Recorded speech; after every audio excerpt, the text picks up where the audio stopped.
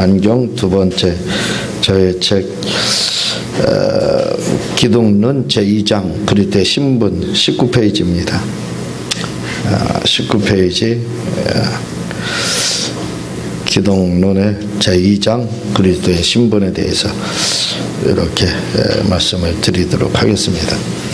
먼저 말씀을 드린 부분은 이제 기독론을 나가기 때문에 예수님에 대해서 우리의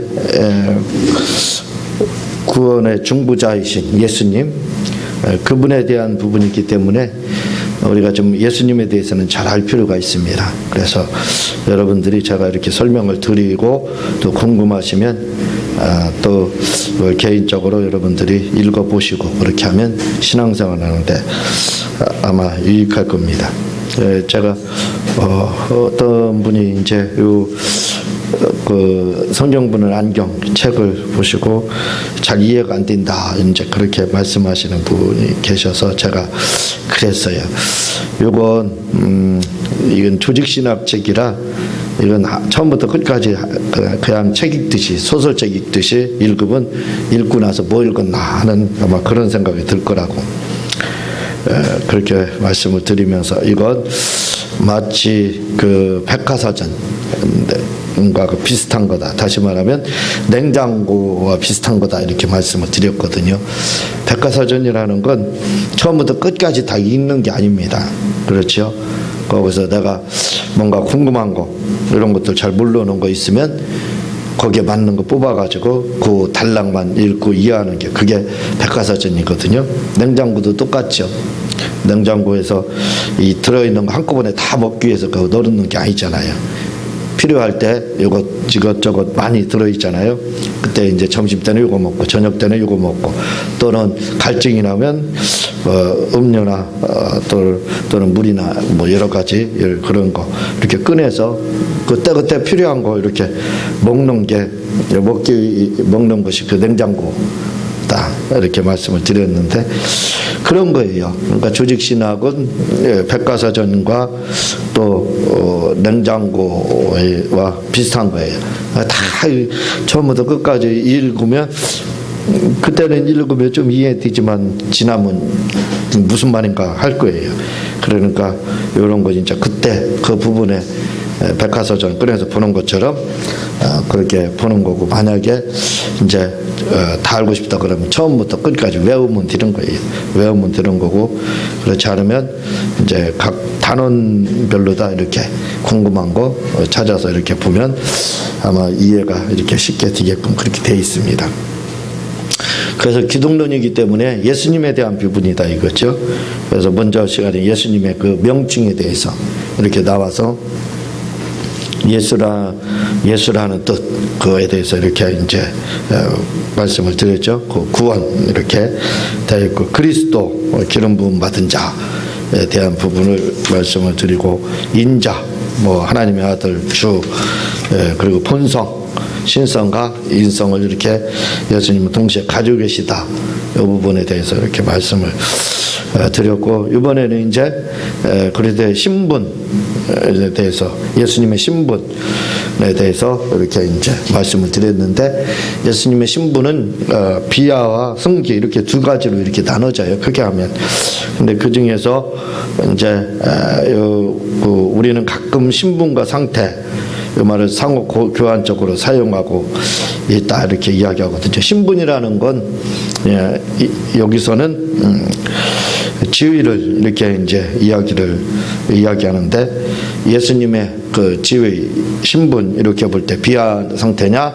아니면 승기냐 이렇게 볼 때는 율법을 기준으로 해서 그 율법의 밑에 있으면 비하 상태 낮아지심 이렇게 이야기하고 율법 위에 있으면 바로 승기 이렇게 이제 표현을 하는 겁니다.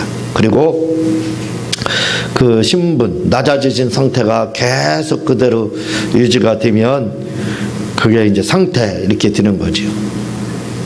그리고 이제 높아지심 그 상태가 그 신분이 높아지신 상태에서 계속 영원히 되는 걸 이제 그 상태 이렇게 이야기를 하는 겁니다. 신분이 그대로 유지되는 거 이걸 이제 상태다 이렇게 보면 되는 거죠. 그래서 첫 번째가 뭐냐면 낮아지심. 신분, 낮아지신 신분이죠. 이제 비하, 이렇게 이걸 이야기를 합니다. 예수님은 원래 우주의 주권자, 통치자, 율법 수여자. 그렇죠. 예수님은 율법을 우리에게 수여하신 분이고, 통치자이시고, 주권자. 그런 분이셨다 이거죠. 그분이 이제 낮아지셨습니다. 율법 아래에 있다. 그럼 그것은 율법의 저주 아래에 있다. 이렇게 보면 되는 거예요.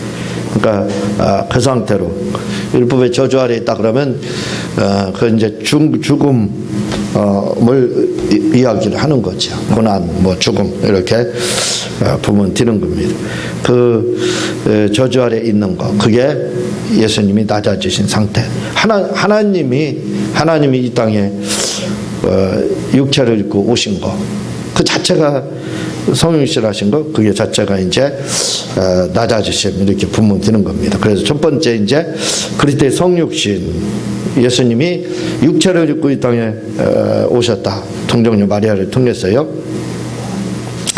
그 요한복음 1장 1절에 보면 말씀이 육신이 됐다 이렇게 이야기하거든요. 하나님이 육신을 입고, 하나님이 말씀이 육체를 입고 오셨다. 성육신하셨다. 이렇게 이제 이야기를 하는 겁니다. 그게 이제 낮아지신 거죠. 왜냐하면 말씀을 드렸듯이 그분은 주권자이시고 통치자이시고 율법을 주신 분이에요. 근데 그 아래에 있게 되는 겁니다. 율법 아래에 있고 통치 아래에 있고 하는, 통치를 받고 하니까 그게 이제 낮아지신 것이죠. 그래서 이렇게 낮아지심으로 나타나는 게 뭐냐면 모든 거에 제한을 받는다 이거죠. 환경의 제한, 어떤 상황에 제한을 이렇게 받게 됩니다. 육체를 입으면 천사는 마음껏 영적 존재이기 때문에 행할 수가 있어요. 그래서 천사가 미국에 가야 되겠다 할 때 미국 가는데 시간이 2시간 소요되더라, 비행기를 타고 가야 된다, 그런 게 없습니다. 배를 타고 가야 된다, 그런 게 없어요. 그냥 천사는 영적 존재이기 때문에 그냥 마음 먹으면 동시에 뭐 미국에 이렇게 도착을 하고 하는 거겠죠. 그렇게 되는 겁니다. 그러니까 영적 존재는 어떤 상황이나 환경이나 이런 거, 어떤 울타리 이런 거에 제한을 받지 않습니다. 어디에도 제한을 받지 않아요. 그렇지만 육체를 입으면 어떻게 돼요? 제한을 받아요. 누구든지. 그래서 사람이 어디를 이동하려면 이동 동선이 있죠. 그래서 서울에 갈래도 시간이 걸리고 또 대중교통이나 뭐 또는 걸어서 간다든가 하는 그런 게 있어야 됩니다. 육체가 있는 상태에서 비행기를 타고 가더라도 역시 똑같아요. 뭔가 제한을 이렇게 시공간을 초월하지 못한다 이거죠. 그러나 그게 이제 육체의 한계입니다. 예수님도 하나님이셨지만 말씀이 육신이 되셔서 자유롭게 그분이 이렇게 우리를 통치하시고 율법을 수여하시고 하셨지만, 그러나 육체를 입는 그 순간에 우리 사람하고 똑같은 그러한 제한을 받게 됩니다. 물론 이제 약간 다른 부분도 있어서 물 위에 걷기도 이렇게 하시기도 하셨지만, 그분이 날라가지고 나사렛에서 저 예루살렘에 가셨더라, 그렇게 하지 않습니다. 그분도 역시 걸어서 나사렛에서 예루살렘으로 이렇게 방문하시고 똑같다 이거죠. 그게 이제 예수님의 그 낮아지심입니다. 하나님이신 분이 이렇게 이제 제한을 받는 거, 요걸 이제 그 낮아지심, 성육신. 그러니까 성육신 하신 자체가 예수님으로서는 가장 이렇게 율법 아래 있고, 이것이 이제 고난이 될 수 있는 거고, 또 낮아지심이다 이렇게 보면 되는 거예요. 그렇지만 예수님은 이렇게 성육신을 하셨지만 원죄는 없다, 죄는 없다. 이걸 여러분들이 기억해야 됩니다. 두 번째로 이제 예수님의 낮아지심이, 첫 번째는 그 성육신 하신 거고요. 두 번째는 이제 고난 당하신 거. 그래서 그분은 육체를 입고 있기 때문에 마귀의 공격을 또 이렇게 받으셨고, 그게 이제 고난이 되시고, 또 육체를 입고 온 자체가 또 고난이시지요. 또 성경에 보면 머리 둘 것도 없다 이렇게 말씀을 하신 거, 이런 것도 고난입니다. 우리가 예수님의 고난 이렇게 하면 십자가 채찍에 맞고 그런 것만 고난이다 이렇게 생각을 할 수가 있거든요. 예수님이 우리를 위해서 고난 당하셨습니다 이렇게 이야기할 때 우리는 십자가에서 그 물과 피를 다 쏟으시고 한 것만 고난으로 이렇게 생각해요. 그것도 물론 고난입니다. 그렇지만 예수님에게 있어서 고난이라는 건 그냥 육체를 입고 온 자체가 다 고난이에요. 그분이 말씀으로 계셨던 분이 육체를 입고 와서 모든 거에 제한을 받으시는 거, 이 자체가 이렇게 고난이다 이렇게 보면 되는 거예요. 그러니까 예수님이 고난 받으셨다 할 때는 십자가에서 피 흘리신 것만 생각해서는 안 돼. 그것도 고난입니다. 그러나 육체를 입은 그 자체가 다 예수님에게 있어서는 고난이다. 우리가 이제 그렇게 생각을 하게 됩니다. 환경의 제한을 받고 있다 하는 자체가 고난이다 이렇게 보면 되는 거예요. 그리고 세 번째로 예수님의 그 낮아지심, 뭐냐면 죽으심. 예수님의 죽으시는 거, 이건 사람만이 당하는 거거든요. 그런데 그걸 당하셨다 이거죠. 그래서 이제 예수님의 그 낮아지심 중에 하나가 뭐냐면 육체를 입고 오시고 고난 당하시고, 그리고 또 그분이 이제 죽으신 것이 바로 그것도 낮아지신 거다 이렇게 보면 돼. 어떤 분들은 예수님이 좀 다른 시대에 이렇게 태어났으면, 빌라도를 만나지 않고 헤롯을 만나지 않았으면 아마 죽지 않으셨을지도 모르지 않느냐 이렇게 생각할 수도 있을지 몰라요. 그래서 여기 말씀을 여기 기록한 것처럼 예수님의 죽음은 사람들이 생각하기 시대를 잘못 만나서, 오늘날 같은 시대를 만났으면 아마 죽지 않으셨을 거다 이렇게 생각하는데, 그분은요 죽기 위해서 오셨습니다. 예수님은 죽기 위해서 오셨기 때문에 시대를 잘못 만나서, 황제를 잘못 만나서 죽은 게 아니라 이거죠. 그분 자체가 이렇게 죽으러 오셨기 때문에 결국은 당신의 사명이 그겁니다. 예수님이 오신 그 사명이 그거기 때문에 결국은 이렇게 이제 십자가에서 달려 죽으셨다 이거죠.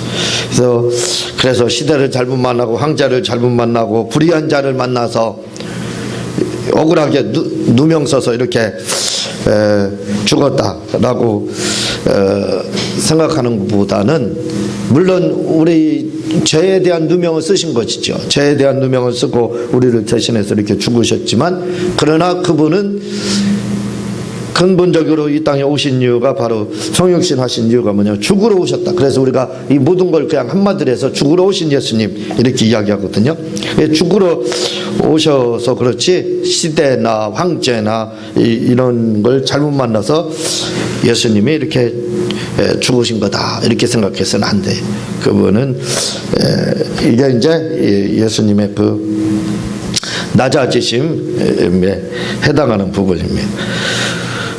또 이제 네 번째가 예수님의 낮아지심의 그 마지막 단계, 장사지냄이 이제 마지막 단계로서 후에는 이제 승기, 높아지심으로 이렇게 가게 되는데, 죽음 이건 피조물만 당하는 거거든요. 근데 이제 그걸 경험하시고 이렇게 무덤에까지 가게 되는 거, 이게 이제 낮아지심 이렇게 보면 되는 겁니다. 그리고 그분의 낮아지심에 이제 다섯 번째가 뭐냐면 지옥에 내려가셨다 이렇게. 지옥에, 이걸 이제 다른 말로 음부 이렇게 이야기하거든요. 그래서 우리 사도신경에 보면 이 부분이 의도적으로 빠져 있습니다. 그가 음부에 내려가시고 이 부분이 빠져 있어요. 그래서 이제 이 부분을 구백을 우리가 하지 않고 있는데, 원래는 사도신경에 예수님 음부에 내려가시고 이 부분이 있어요. 이 음부라고 이렇게 되어 있지만 정확한 건 베드로전서 3장 19절에는 저가 또한 영으로 옥에 있는 영들에게 전파하시니라 이렇게 되어 있어서, 그 옥에 가시고 이렇게 하는 게 사실은 정확하지요. 그분이 음부에 내려가셨다. 이 부분은 이렇게 이제 사도신경이 되어 있지만 그 부분은 이렇게 빠져 있다. 그 지금 우리가 고백하는 사도신경에 빠져 있지만 정확한 건 옥으로 가셨다. 이렇게 이야기를 하는 겁니다. 제가 계시록 강의를 하면서 이 부분에 대해서 말씀을 드렸죠. 옥에 가시고 아브라함 즉 아브라함 품 그 다음에 낙원에 가시고 나와 함께 낙원에 가리라 해서 낙원에 가시고 그리고 이제 아브라함의 품에 나사로가 안기시고 또 이렇게 베드로전서 3장 19절에는 옥에 가시고 이렇게 이야기를 하는데 그건 이제 같은 것을 이야기한다라고 제가 말씀을 드린 적이 있습니다. 그런데 이제 옥에 가시고 할 때는 아담부터 노아의 전까지의 사람들이 거하는 장소를 옥 이렇게 이제 이야기를 하고 아브라함의 품 이렇게 할 때는 그유 노아로부터 시작해서 예수님 모시기 전까지의 이러한 사람들이 거하는 곳 이렇게 이제 그걸 이제 아브라함 품 이렇게 하고 그 다음에 예수님이 오셔서 한편 강도에게 너는 나와 함께 낙원에 있으리라 이렇게 이제 이야기한 것처럼 그 낙원 할 때는 바로 이제 예수님 오신 이유 거하는 죽은 영들이 거하는 장소 이렇게 이야기를 합니다. 그걸 그러니까 옥과 아브라함 품과 그리고 이 낙원은 사실은 같은 곳인데 이렇게 표현을 다르게 한다 이거죠. 근데 이제 베드로전서 3장 19절에 이 옥에 가시고 이 옥에 예수님이 3일 동안에 십자가에서 달리셔서 죽으셨잖아요. 그때 예수님의 영이 어디로 갔느냐 이렇게 그 부분에 대한 궁금증이 있다 이거죠. 그거에 대해서 베드로전서 3장 19절에 바로 옥에 가셨다 이렇게 이야기하거든요. 근데 옥이라는 것은 제가 아까 말씀을 드렸듯이 거기는 아담으로부터 노아까지의 죽은 영들이 거하는 이렇게 장소거든요. 거기를 이제 영이 옥이다 이렇게 이야기를 하는데 그러면 왜 옥에 갔느냐? 왜 예수님이 그 옥에 갔느냐? 이렇게 할 때 이제 각 교단별로 이걸 주장하는 게 틀립니다. 요 주장하는 게요. 근데 확실한 건 뭐냐? 예수님이 영으로 옥에 갔다는 것은 확실한 거예요. 옥에 이렇게 갔습니다. 근데 이제 여기에 대해서 각 주장하는 교단마다 틀려요. 우리가 이제 개혁파라고 하는 개신교에서는 뭘 주장하냐면 이걸 이해를 못하는 겁니다. 아니 이게 옥에 갔다는 말을 도저히 이해를 못하는 거예요. 그러니까 이걸 그냥 문자적으로 보지 않고 이걸 상징이다. 그냥 예수님이 고난 당하신 거 그게 고난이 너무나도 크기 때문에 표현을 그렇게 한 거다. 이렇게 이제 개혁파에서는 주장을 하게 되고 루터파에서는 거기 가서 루터파에서는 이 옥에 간 이유를 뭐라고 이야기해요? 옥에는 갔는데 거기에는 이제 예수님이 승리를 선포하기 위해서 이렇게 갔다라고 이제 그 주장을 하고 가톨릭에서는 거기에 옥에 간 이유를 거기에 가서 그때 아담으로부터 노아 전까지의 그 수많은 사람들이죠. 약 60에서 70억 정도 이렇게 아마 들 겁니다. 사람이요. 그 사람들이 옥에 있는데 그 사람들에게 복음을 전하기 위해서 그들 영혼의 복음을 전하기 위해서 바로 예수님이 그곳에 갔다 이렇게 주장을 하게 됩니다. 여러분들은 어떻게 주장하는지 모르겠어요. 어떻게 생각하실지 모르겠어요. 근데 저는 이 가톨릭의 이 주장을 좀 받아들입니다. 그래서 예수님이 옥에 가신 이유에 대해서 그때 당시는 오시리라 메시아가 오시리라 하는 그러한 믿음도 없었어요. 그냥 그래서 그들을 그냥 지옥에 보내면 하나님이 공의로우신 하나님이신데 공의롭지 못하다 이거죠. 그래서 복음을 전해서 그들에게 한번 기회를 주시기 위해서 이렇게 옥에 갔다라고 저는 그렇게 보고 있습니다. 그래서 그렇게 계시록 강의할 때 이렇게 설명을 드렸죠. 이 부분 아시나 모르겠어요. 지옥에 내려가시고 음부에 내려가시고 이게 실제로 고린도 베드로전서에 기록이 돼 있습니다. 사도신경에도 이렇게 돼 있다는 걸 여러분들이 기억을 해야 됩니다. 자, 이제 예수님의 낮아지심에 대해서 말씀을 드렸어요. 높아지심, 예수님의 높아지심에 대해서, 승기에 대해서 말씀을 드리도록 하겠습니다. 예수님이 이렇게 낮아지신 이유는 우리를 구원하고, 보좌에 앉께서 예수님이 이렇게 낮아지셨지만 이제 그가 높아지심, 이건 이제 그의 신분의 회복, 이렇게 보면 된다 이거죠. 첫 번째가 이제 그 높아지심이 예수님의 부활, 이렇게 나오고 있죠. 그래서 예수님 부활하신 거, 이게 이제 율법을 초월한 거기 때문에, 아까 말씀을 드렸지만 율법 아래에 있으면 낮아지신 거고 율법 위에 있으면 높아지심, 이렇게 이야기를 했죠. 율법 위에 부활은 바로 율법 위에 해당합니다. 그래서 부활은 바로 예수님의 높아지심, 이렇게 보면 되는 거죠. 이 부활이라는 것이 우리가 예수님이 부활하시고 그리고 예수님이 다시 오실 때 우리가 부활할 거다, 이렇게 믿고 있어요. 그 맞습니다. 그게 사실은 맞거든요. 그게 역사적인 부활이에요. 그렇지만 사실은 예수님 시대에 부활의 사건이 있었습니다. 그래서 예수님이 십자가에서 달려 돌아가실 때 무덤이 갈라지고 막 지진이 나고 해서 죽었던 사람들이 살아나고, 이렇게 마태복음에 나오고 있거든요. 그 부활을 그때 체험을 했습니다. 또 나사로도 역시 부활을 이렇게 체험을 했습니다. 이런 부활을 체험하는 거예요. 그렇지만 그들의 부활은 결국은 뭐예요? 다시 죽는 부활, 다시 죽었잖아요. 그렇지만 예수님은 그렇지 않다, 이렇게 이제 이야기를 합니다. 그래서 예수님의 부활에 대해서 그 24페이지를 보게 되면 기절설도 있고 도적설도 있고 착각설도 있고 환상설도 있고 강령설도 있고 신화설도 이렇게 있게 됩니다. 예수님 부활하셨는데 그걸 믿지 못하는 거예요.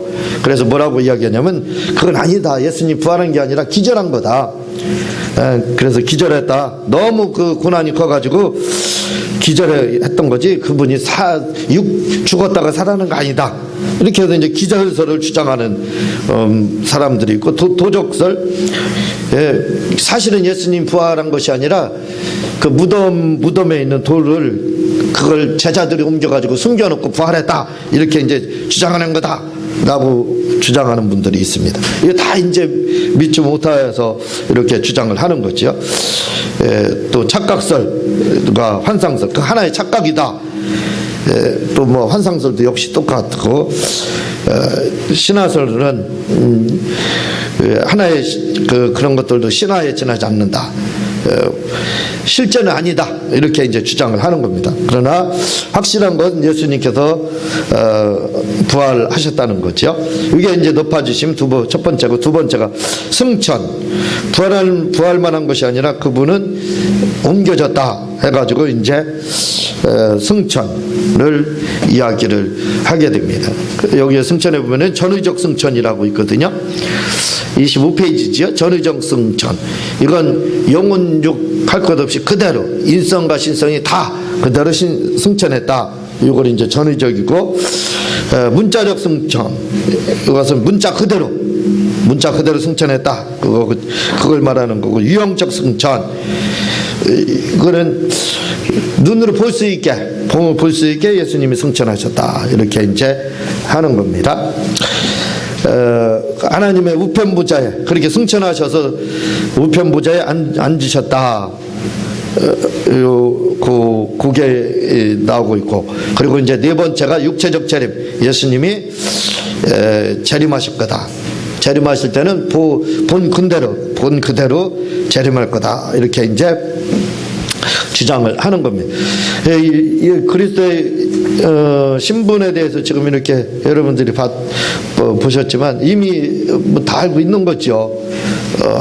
간단하게 생각하면 되는 겁니다. 예수님이 신분은 두 가지를 말한다. 하나는 낮아지심, 하나님 높아지심. 이 두 가지를 말을 하는 거예요. 그래서 낮아지심은 예수님 육체를 입고 오시고 고난당하시고 죽으시고 장사 지내는 거, 그게 이제 낮아지신 거고, 그리고 높아지시면 예수님이 부활하시고 승천하시고 보좌에 앉으시고, 그렇게 그걸 말하는 거예요. 이렇게 봐서 굉장히 어려운 것 같지만 사실은 굉장히 쉬운 내용입니다. 그렇게 여러분들이 이해를 하시면 예수님의 이 신분은 어떤 상태인지 아마 아시게 될 거예요. 이 정도 하고 다음 시간에 그리스도의 직무에 대해서 계속해서 나가도록 하겠습니다. 제가 기도하고 주님 가르친 기도로 마치도록 하겠습니다.